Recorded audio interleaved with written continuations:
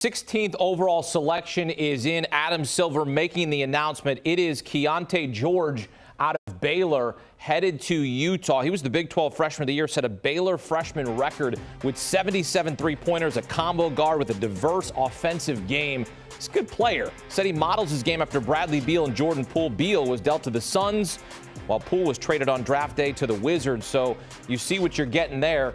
And before we get a grade here, I want to go to our Kyle Boone, our lead NBA draft analyst, who had this pegged at 16. Kyle, you had Keyonte George going to the Jazz at 16th overall. So tip of the cap to you. What are the Jazz getting in Keyonte George?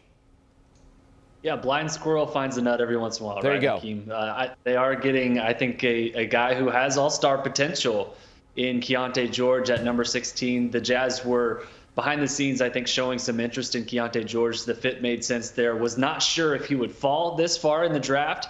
Kind of a wide range of draft outcomes, a polarizing prospect. But Keyonte George was the Big Ten Rookie of the Year last year. Was the #1 shooting guard prospect in the class of 2022. And I think they're getting someone who can be a Bradley Beal type of asset. I don't think he has quite that star potential that Beal has, but I think the comp there is pretty good. And he said that he kind of molds his game after him. He's a really good sharpshooter, kind of a microwave scorer, can play both on and off the ball, as we saw at Baylor this past season.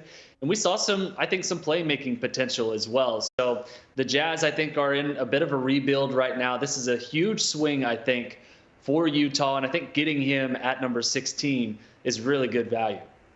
What do you think, Adam? Your grade here with Keyonte George out of Baylor, the freshman going to the Utah Jazz, their second pick here in the first round. Yeah, I give this a B. I think it's solid. I think he's got scoring and shot-making ability, just like Kyle said.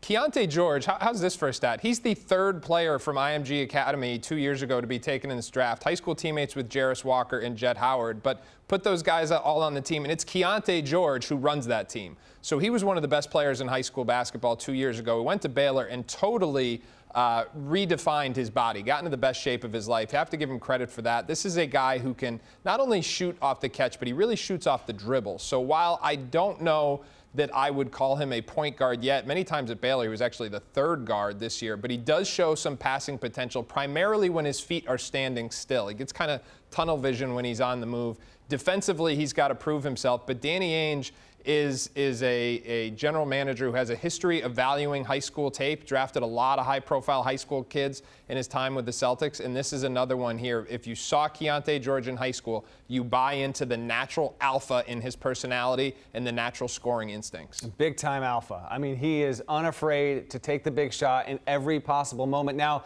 the adjustment Keyonte George is going to have to make is he is not going to step into the league and be asked to play and fill that role. Last season, he shot 33.8% from three-point range on 228 attempts. Scott Drew gave him a pretty bright green light there. And from inside the three-point arc, 42.4%. He did not have a great offensive rating. Now, he is confident.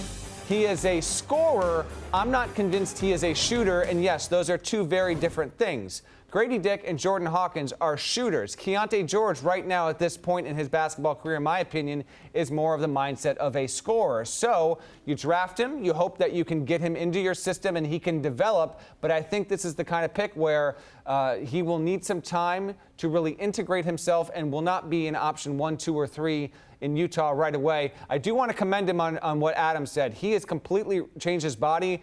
I sat down and interviewed Keyonte earlier this week in New York. I would say he's got to put on at least 5 to 8 pounds of muscle still. Like he is thin. Like he is thin in the chest. He is going to need to get in the weight room and kind of develop that because the rigors of the NBA are going to require it. I want to sort of compare this, and I want to see if there is similarities here, Adam. When you look in the NFL, they will look at players out of the SEC and the Big Ten and evaluate them on the level and caliber of competition. Keyonte George playing in the uber competitive, super Big 12. How does that play a part in his evaluation of what he could do at the next level? I don't know that it's as significant in basketball. You've got a guy like Taylor Hendricks who went early. You got the Thompson twins out of OTE where the competition was lower. So I'm not sure that the correlation is quite as strong. I think certainly as you're measuring where they are right now, it's always relative to the level of competition. But Keyonte George, I think where the level of competition is relevant is in his DNA. When he is that alpha that we talked about in every setting he's in, like you put him in a team and he's like, no, this is my team. He goes to Baylor, he's like, I'm the guy. You know, and Adam Flagler, whatever, I'm the guy. He's got that mindset, and that's going to appeal to Danny Ainge. And you look at this Utah backcourt, their front court's solidified now. You got Walker Kessler, you got Lauri Markkanen, you got Taylor Hendricks. They've got guys in the front court. The backcourt is where they need to build, and this is I think someone who's got some microwave scoring type potential. To your point about is he a shooter or is he a scorer?